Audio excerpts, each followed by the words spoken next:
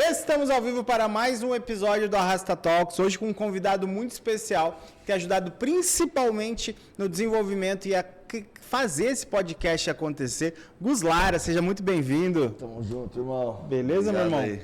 Obrigado pelo privilégio de estar aqui. Não, gratidão. Antes de qualquer coisa, eu quero te agradecer e deixar um presente da Eduz com você. Bora. A Eduz que apoia a gente há 3 anos já no Arrasta.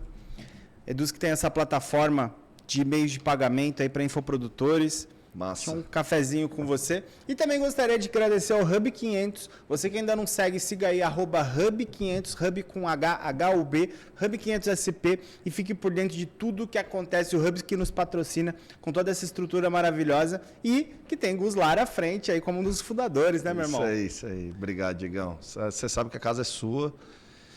Gozado, né, cara? Toda vez que a gente vai fazer uma experiência como essa aqui, dá um friozinho na barriga, né?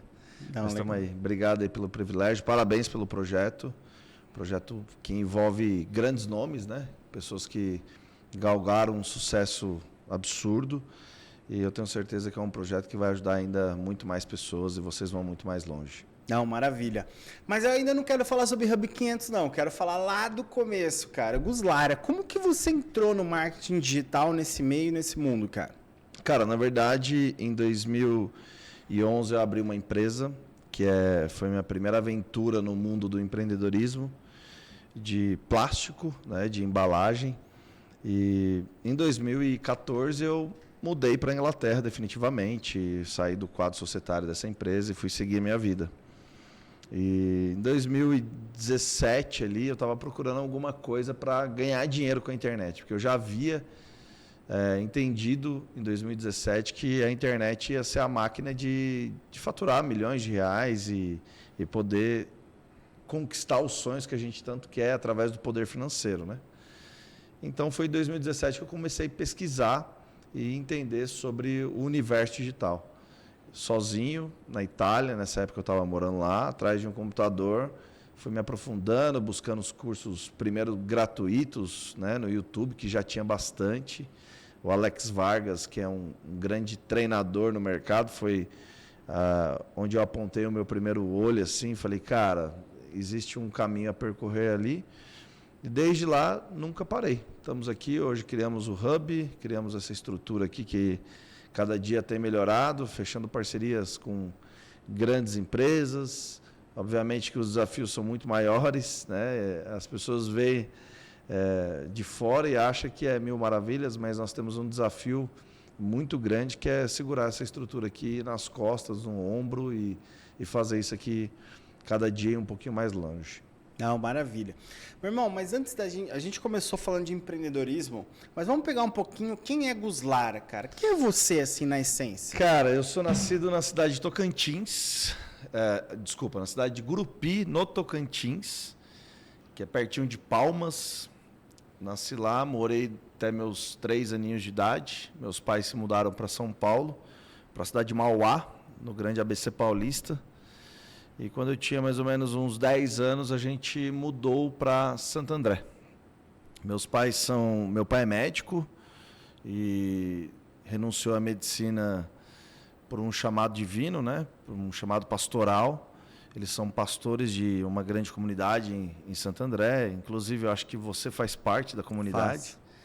E eu tenho uma família simples, né? Eu sou um cara que tenho 3 filhos. Família mora na Inglaterra, né? Os filhos.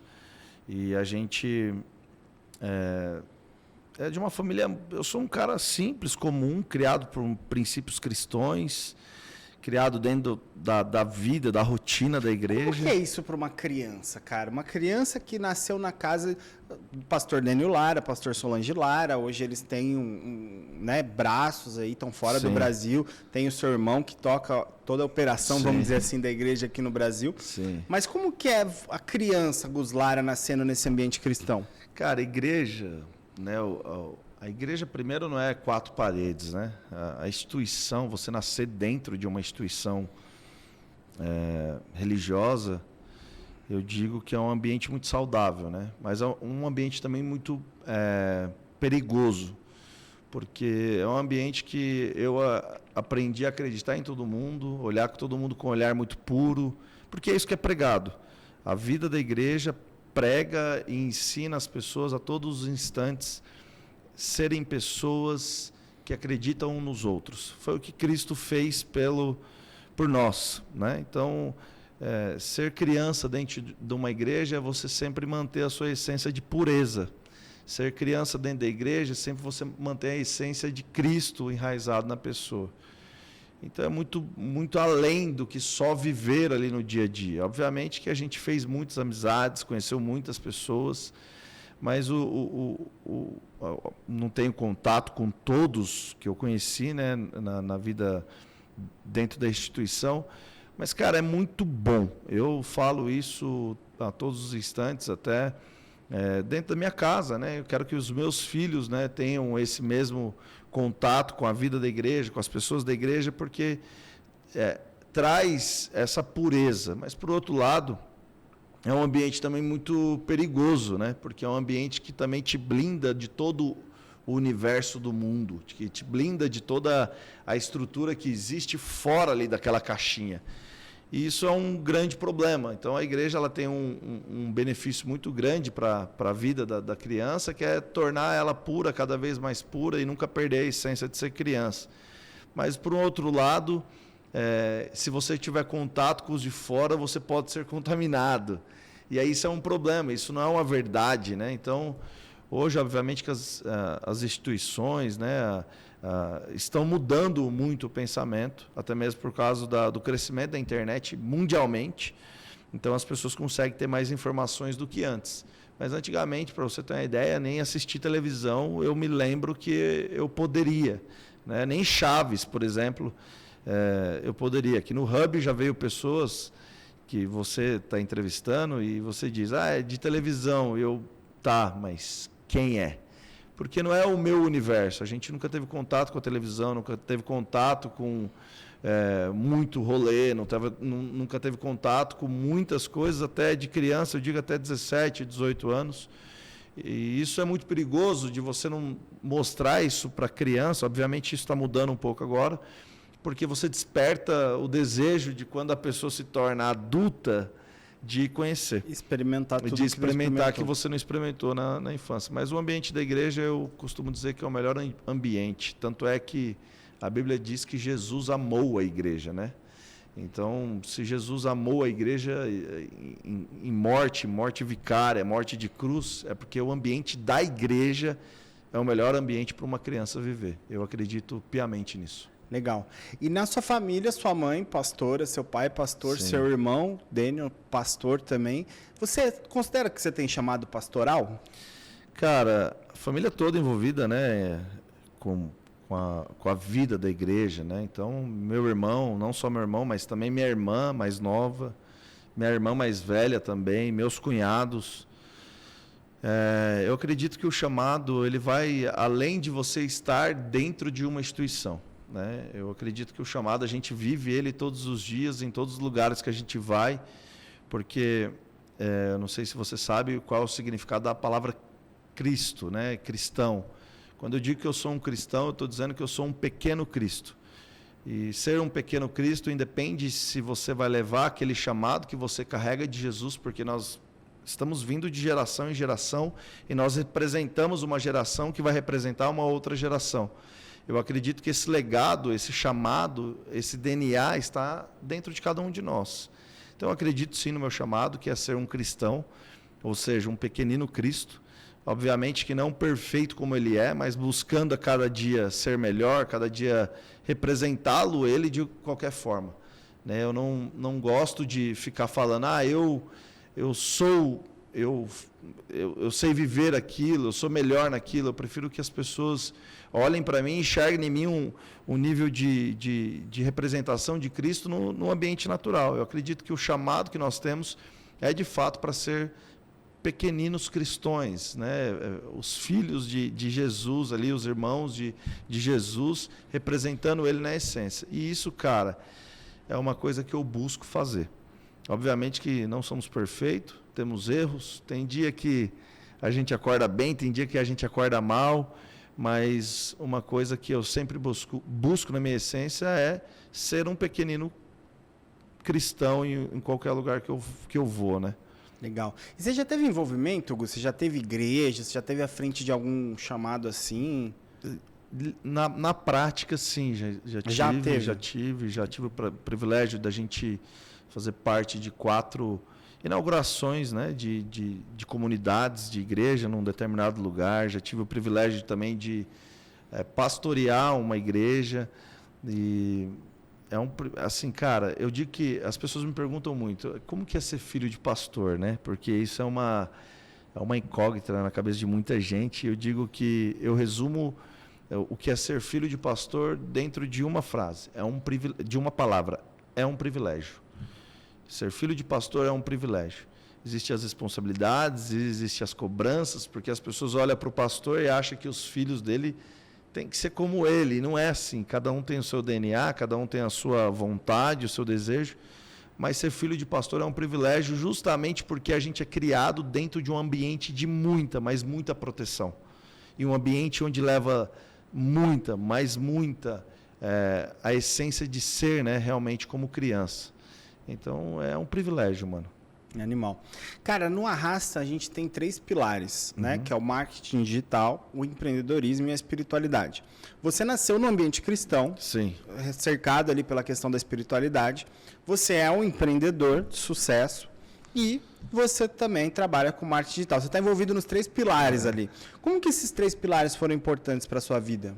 Cara, acho que o último pilar que você falou, espiritualidade, é o mais importante. Eu acho que uma pessoa tem uma frase que eu gosto muito que determina muito sobre o que as pessoas conseguem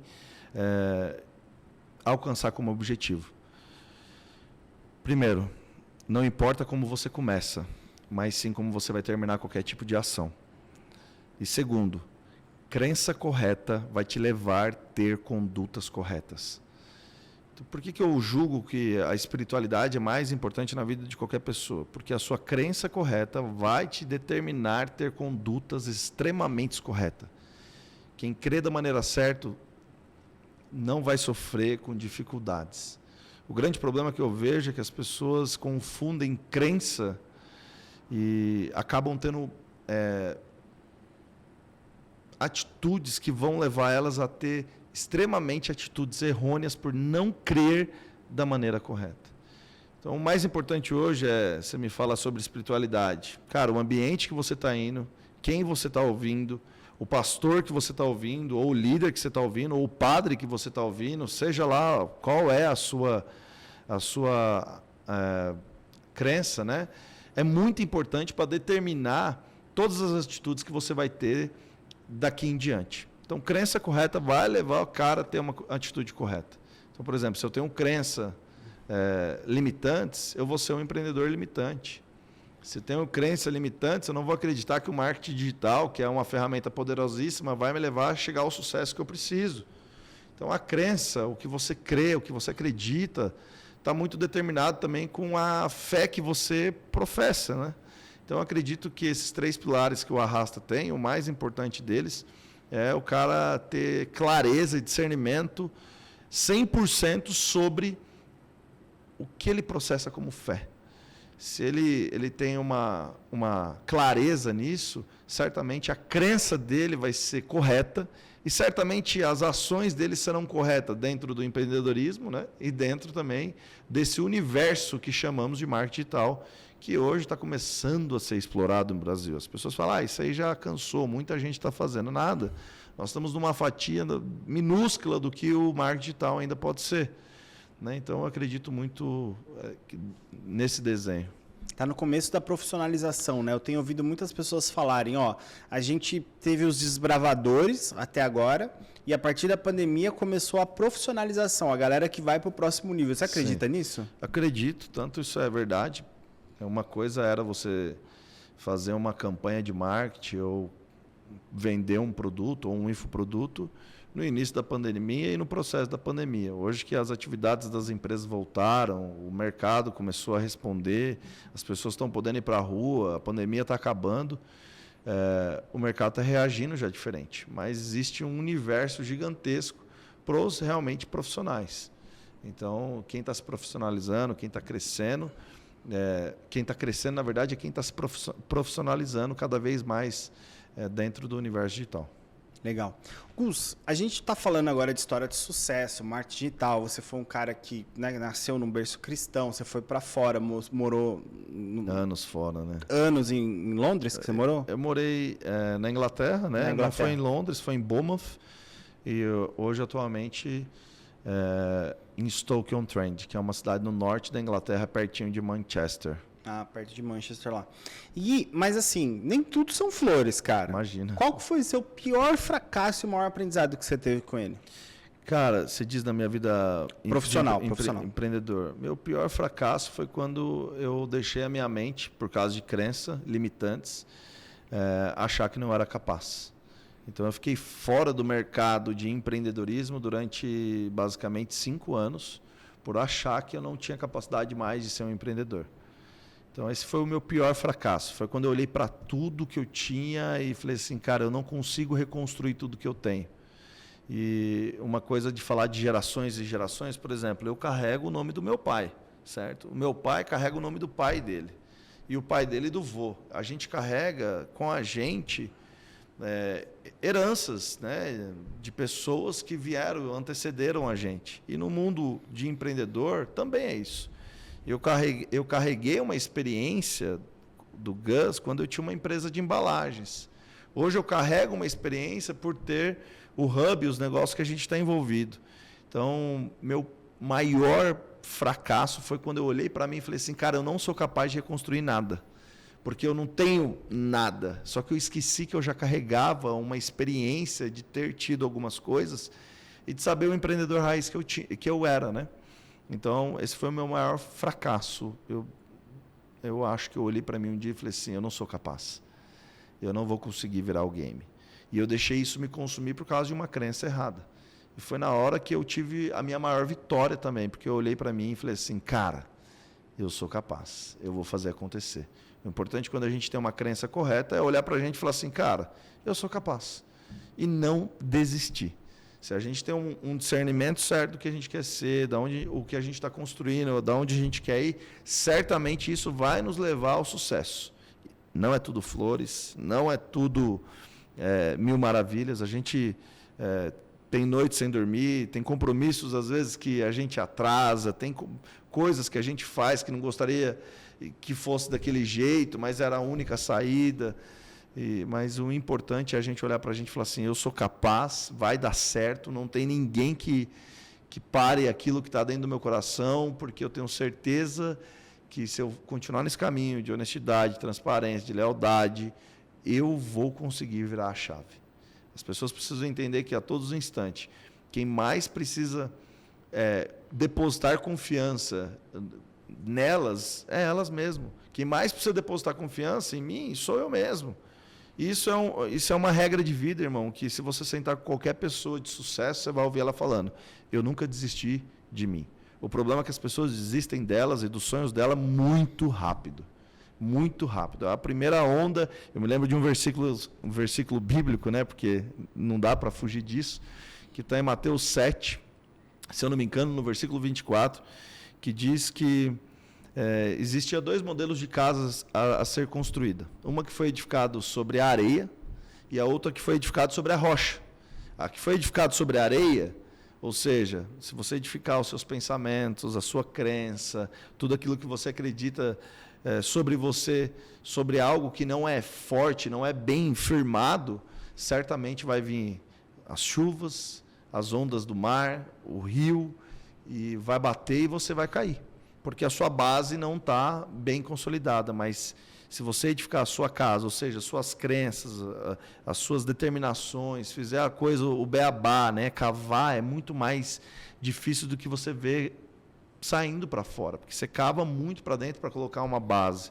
Então, muitas das vezes, nesse período de cavar, as pessoas querem ultrapassar o processo ou gambelar o processo para poder já começar a ver o projeto para fora.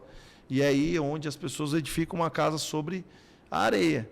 Agora, se você faz o beabá, edifica a casa sobre a rocha, pode vir vento, pode vir chuva, pode vir tempestade, que a casa vai estar em pé.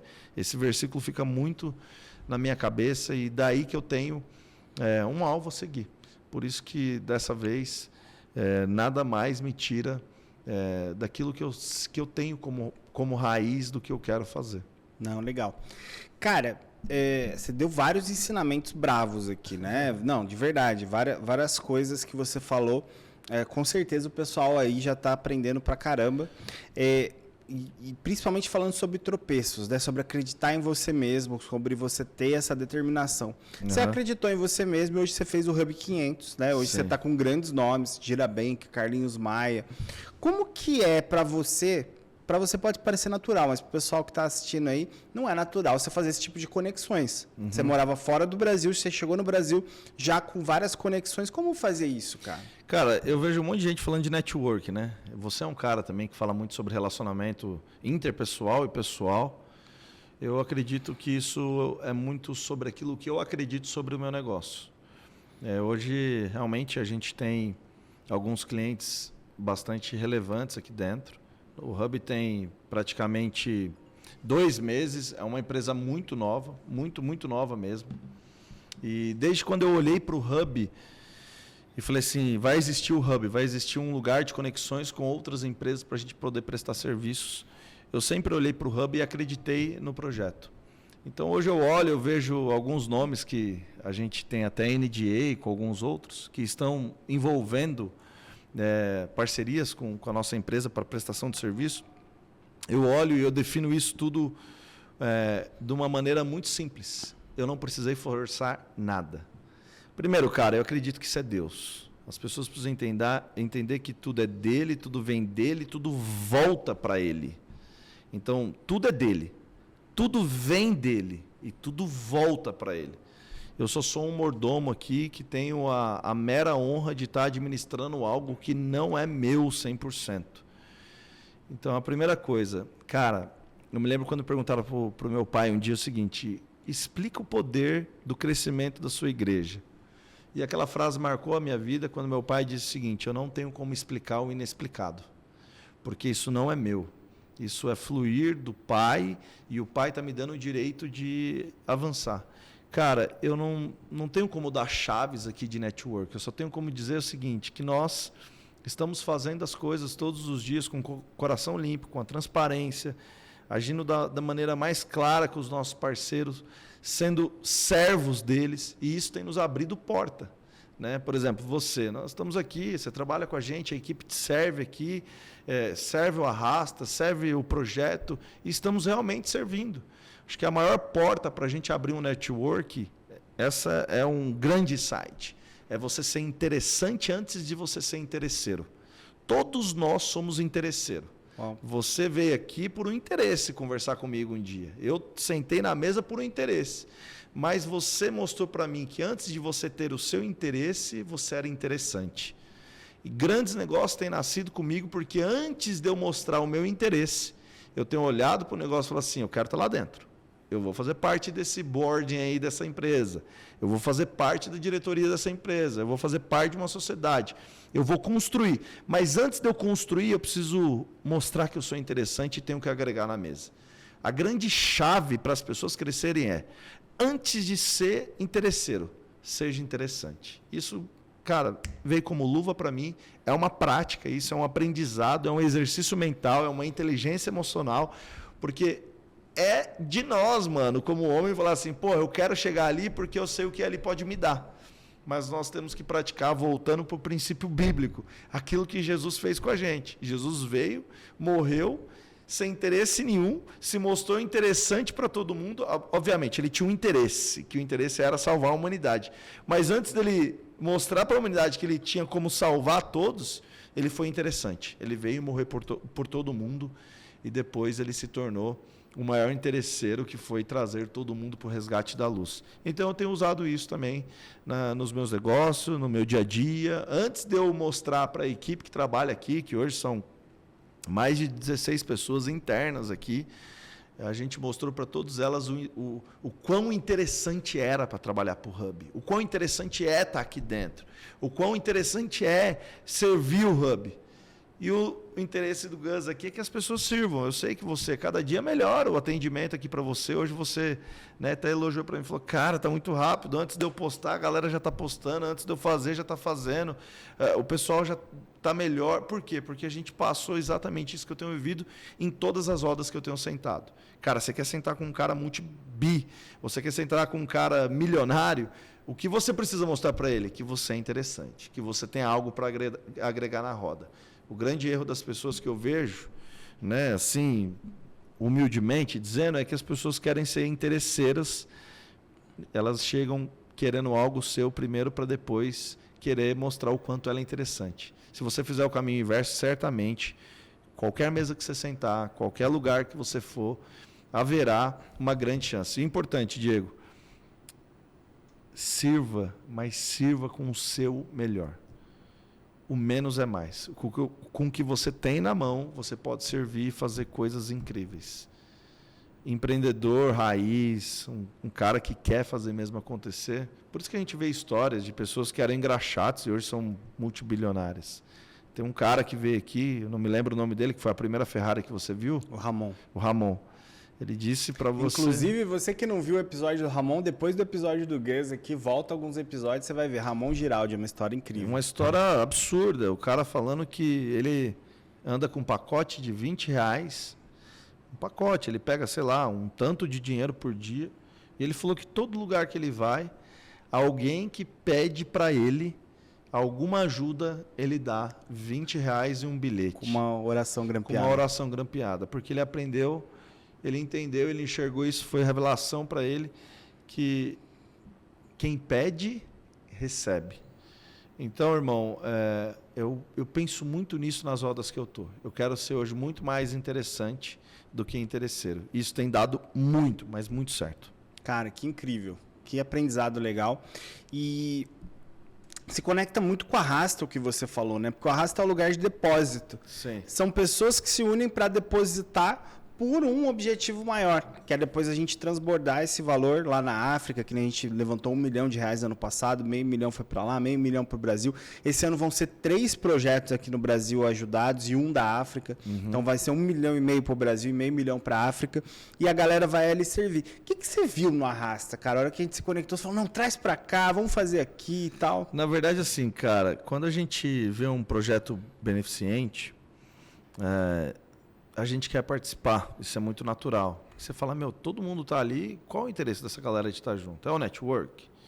Ou é realmente servir o coração do projeto? Primeiro que eu vi verdade em você, um coração transparente e um cara que está batalhando por um projeto gigante e basicamente assim, desbravador, né? Com uma equipe hoje, obviamente, mas começou sozinho. Hoje você estava falando, pô, Gus, a gente tem 3 anos, mas a gente só fez 2 eventos. A gente é pequenininho. Mas, pô, olha os nomes que estão envolvidos, olha quem está envolvido, onde você já chegou com isso. Por quê? Porque o projeto é lindo. Então, eu olhei para isso e falei, cara, o coração desse cara, primeiramente, sem nenhuma demagogia, foi enxergar aquilo que eu acho que você transborda, o seu coração. E segundo, que o Arrasta tem um pilar fundamental que eu acho que se as pessoas entenderem isso, elas vão voar para qualquer outro lado, que é sobre a sua fé. Né? Então, você fala de espiritualidade ali, você leva pessoas com conteúdos. O ano passado, inclusive, eu acho que meu irmão foi um dos palestrantes. Você leva pessoas para conscientizar as pessoas, os empreendedores, os sonhadores, o investidor, aquele que semeia, a importância dele levar essa raiz do evangelho dentro de si. Então, isso aí foi uma das coisas que mais me despertou olhar para o Arrasta e falar assim, cara, apesar que o nome é algo que, né, dentro da minha essência, arrasta para cima, eu tenho muito cuidado de falar isso, mas o projeto em si é incrível, inclusive o Arrasta Talks tem sido assim, muito poderoso, porque o tanto de gente fera que está vindo aqui, certamente foi isso que eu enxerguei e falei assim, cara, vale a pena acreditar nesse projeto. Não, legal. Cara, agora vamos perguntar sobre marketing digital, que é uma das suas especialidades. Galera que está assistindo a gente que quer começar, o que essa pessoa precisa para começar no marketing digital? Primeira coisa, cara, que a pessoa precisa para ingressar no marketing digital é olhar para alguém e ter como referência alguém. Nada na vida se cria do absoluto zero.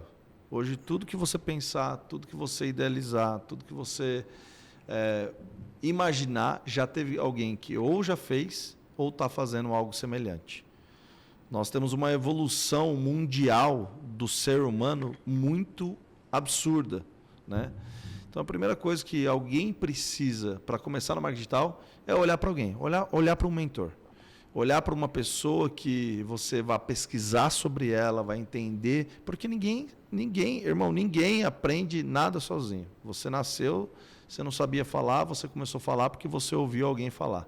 Você não andava porque alguém te ajudou a engatinhar e depois a andar. Então, as pessoas precisam entender que a primeira base é você encontrar alguém que você consiga olhar para ela e ter ela como uma referência. E isso, cara, não é vergonhoso, isso não é um big deal. Eu tenho as pessoas que eu olho e tenho como referência, eu tenho as pessoas que eu olho e falo, cara, esse cara faz um trabalho sério, esse cara é um cara que dá para me modelar algumas coisas para poder ir do meu negócio. Então, o primeiro passo para o cara que quer começar no mundo do universo do marketing digital, como um empreendedor, como um produtor, como um infoprodutor, como um afiliado, o cara precisa olhar e falar assim, cara, eu preciso seguir alguém. Agora, quem? Faz o filtro, irmão. Você precisa fazer o filtro. Por quê? Porque quem eu gosto, você não vai gostar.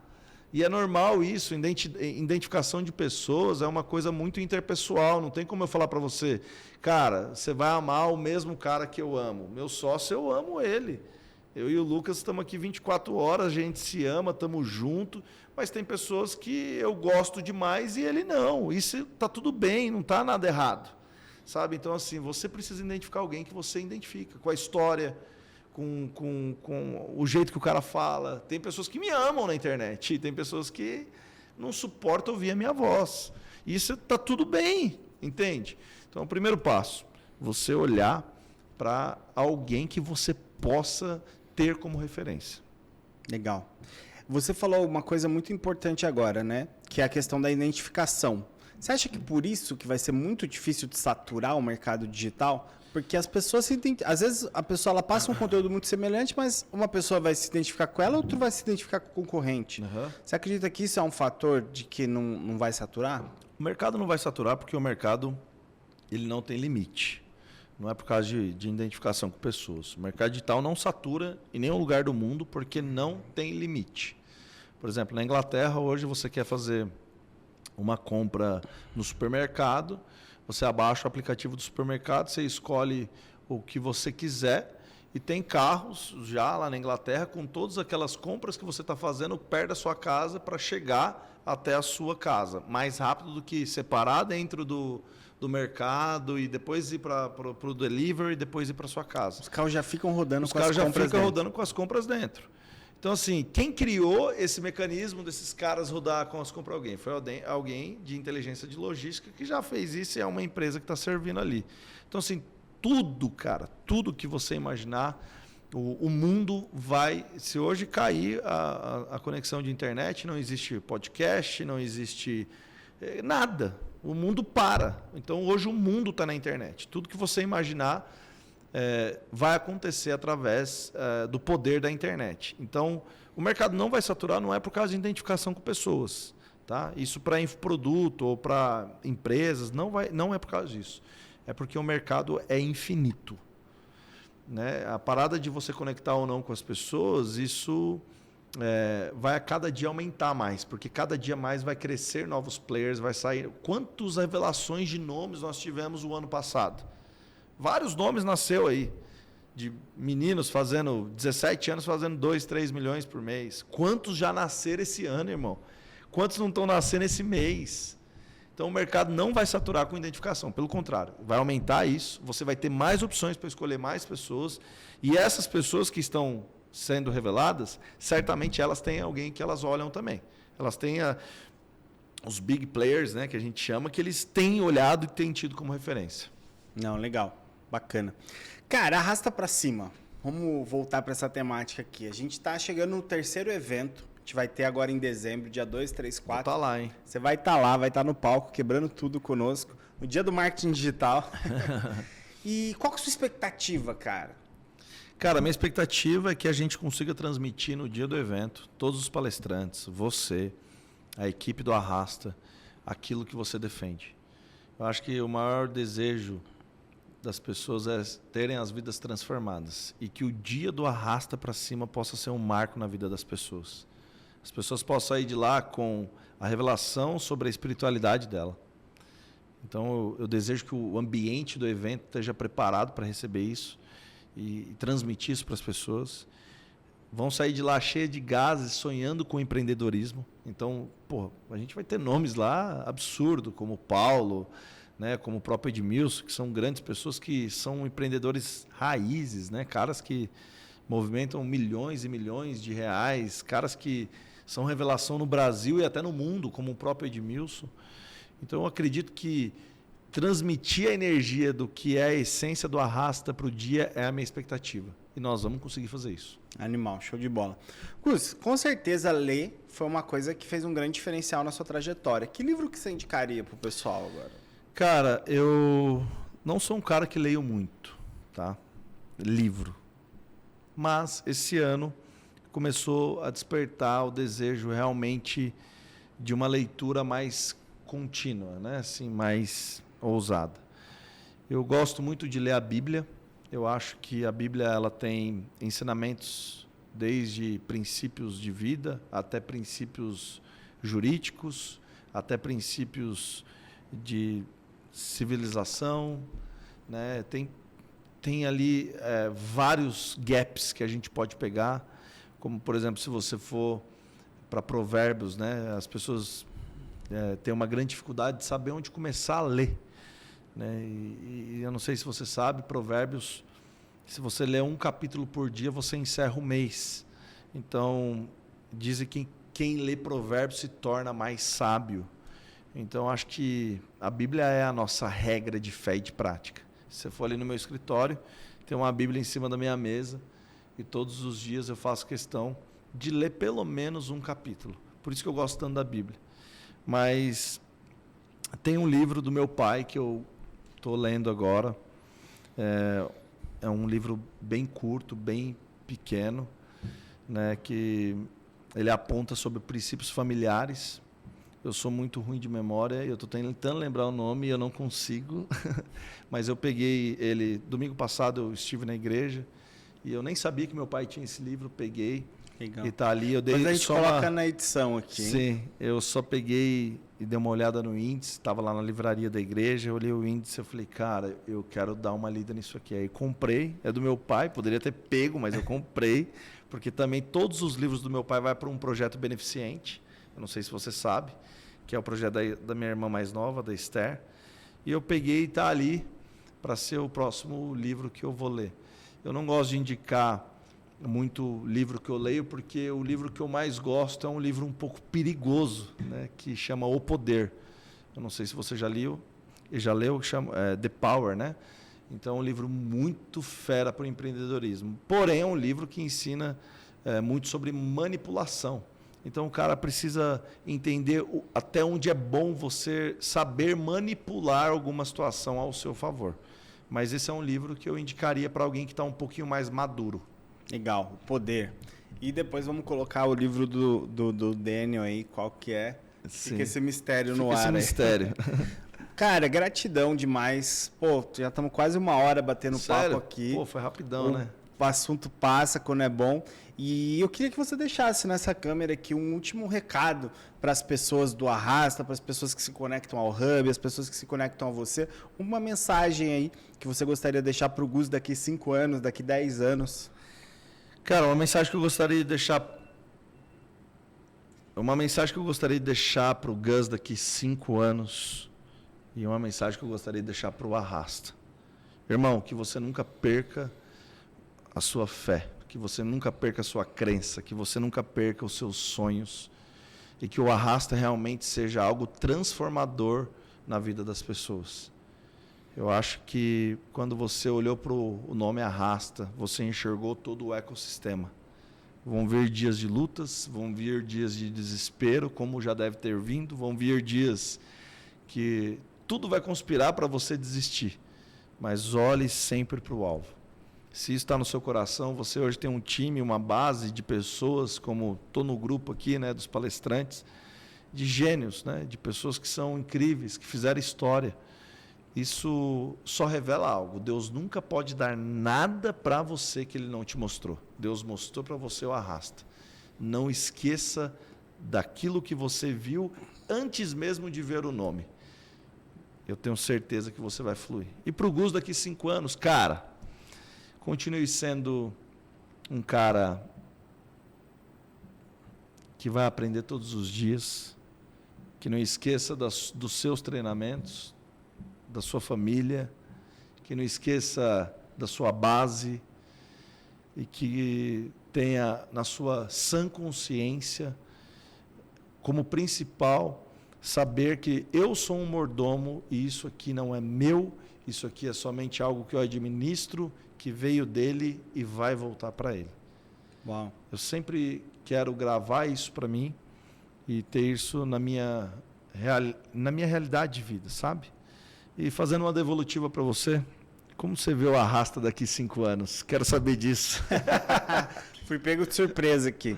Cara, eu vejo o Arrasta daqui 10 anos, a gente impactando pelo menos 100 ONGs. Uau! Eu vejo a gente ajudando pessoas não só no ponto de vista de ajuda, mas de criar projetos. Por exemplo, esse ano na África a gente tem a ideia de multiplicar uma oficina de carvão, uma oficina de sabão.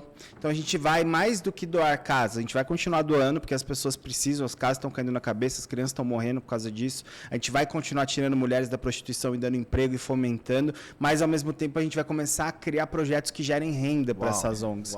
Para daqui um tempo a ONG olhar para trás e falar, caramba, saiu daquilo. Eu vivia de doação. Hoje eu tenho projetos de renda dentro da própria ONG. Então, essa mentalidade. A gente nunca tinha feito isso, nunca tinha sido feito isso lá na África, no Malawi. Foi a primeira vez que foi feito um projeto de microcrédito. Ou seja, a gente emprestou $150, a gente fez essa experiência com 50 pessoas lá. Esses $150, eles não poderiam usar para mais nada que não fosse algo relacionado ao empreendedorismo. Nem que fosse comprar tomate e vender na feira. E eles têm que devolver. Cara, a ONG ficou com medo deles não devolverem. Os 50 já estão devolvendo. Quando eles devolverem esse dinheiro, eles vão ficar com lucro, vão continuar vendendo os tomates, vendendo pipoca. Tem uma série de coisas que eles fazem lá e a gente vai emprestar isso para outra pessoa. Então, mais do que o Arrasta ajudar, ele dá essa visão de empreendedorismo e de sustentabilidade para os projetos. Sensacional. Deixa eu te fazer uma outra pergunta, já que eu gosto de perguntar também.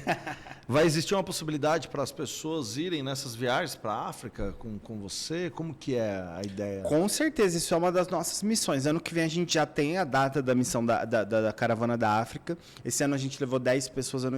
O ano que vem, 2023, eu quero levar 40 pessoas. Uau. Então, inclusive, está convidado.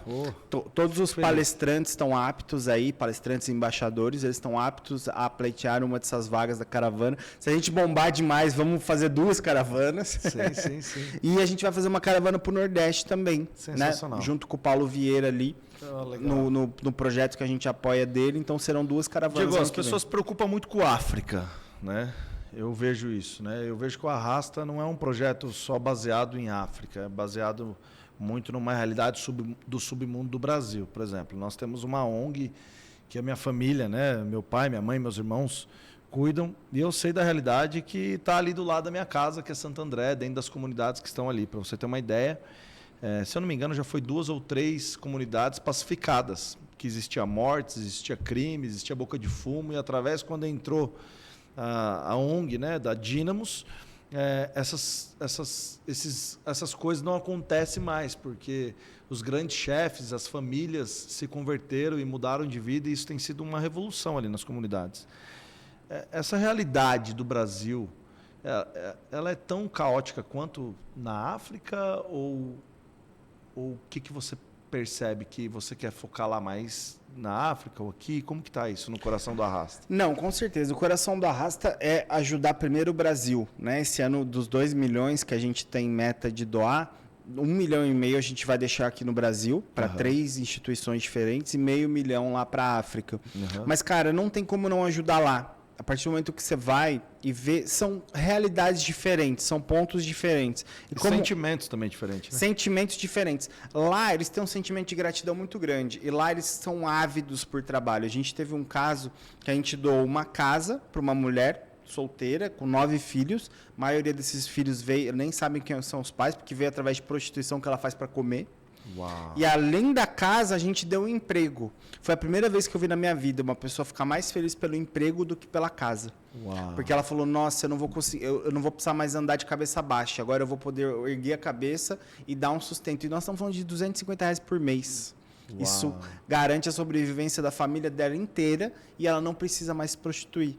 Então, assim, a gratidão deles, a felicidade deles. E eles perguntaram isso. Falaram assim, cara, mas que amor é esse? Que vocês nem sabiam quem éramos nós. Imagina. Vocês doaram para depois agora ver o que foi feito com o dinheiro. Né? A gente doou primeiro no ano passado e esse ano nós fomos lá.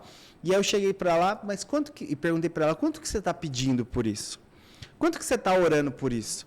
Né? É a sua oração que trouxe a gente aqui.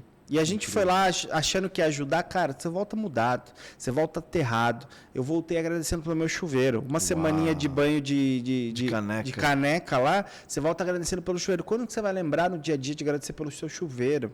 Por ter essa oportunidade de ter uma água encanada, de ter um filtro, entendeu? Mas essa realidade também, cara, a gente tem muito próximo aqui, né? Tem muito próximo. Tem muita... A gente, por exemplo, a internet, voltando a um assunto de internet, as pessoas falam, vai ser escasso. Cara, sabe quantos % de brasileiros hoje tem a internet 24 horas acessada no celular? Pouco. São 30% da população, gente. Né? Então, assim, e 60% tem acesso quando pega um Wi-Fi de alguém, ou quando tem um Wi-Fi só em casa, ou quando vai num restaurante, ou quando ainda vai numa lan house. Então, a gente tem que entender que a gente só está começando.